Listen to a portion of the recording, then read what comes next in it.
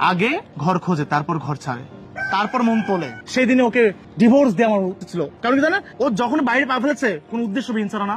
মানিক দীর্ঘদিন চুপ থাকার পর আবারও আজমিরা বিথিকে নিয়ে কথা বলে মিডিয়ার সামনে। হাজারো অভিযোগ নিয়ে আসেন আজমিরার বিরুদ্ধে। দর্শক, সবকিছুই জানতে হলে পুরো ভিডিও জুড়ে আমাদের সাথে থাকুন। মানিক বলেন, আজমিরা বিথিকে ডিভোর্স না দেওয়াটাই সবচেয়ে বড় ভুল ছিল আমার।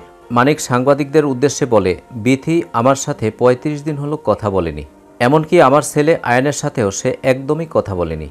যে মানুষটা এতদিন আমাদের সাথে কোনো যোগাযোগ রাখেনি, কথা বলেনি, সে মানুষটা অবশ্যই বিকল্প কথা বলার পথ বেছে নিয়েছে। যে ৩৫টা দিন আমার সাথে কথা না বলে থাকতে পারে, সে রংপুর, সে আমাকে ভালোবেসে নিয়ে যাবে, অন্য কিছু ভাবে নিয়ে যাবে, এর কিছু বলে নেবে। কথা ভাই, কথা বলাটা ভাই, কথা বলাটা। যে মানুষটার অভাবে শূন্যতা ফিল করে না, আমার অভাবে সে শূন্যতা ফিল করে না, আমার অভাবে আমার কণ্ঠ না শুনে সে থাকতে পেরেছে, তার সঙ্গে যেখানে মন সেখানে থাকতে।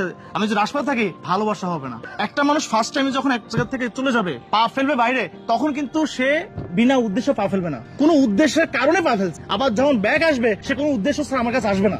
আজমিরা বিথি এখন আর আমাকে মিস করে না, তাই আমাকে তার এখন প্রয়োজন নেই, তাই তাকে আমার এখন কোনো প্রয়োজন নেই। বিথির জন্য আমার এখন কোনো মায়া নেই, আমার ভালোবাসাও নেই। দর্শক, কেমন লাগলো আজকের ভিডিওটি অবশ্যই কমেন্ট করে জানিয়ে দিন। আর ভিডিওটি যদি ভালো লাগে তাহলে লাইক, কমেন্ট, সাবস্ক্রাইব করে আমাদের পাশে থাকুন। ধন্যবাদ।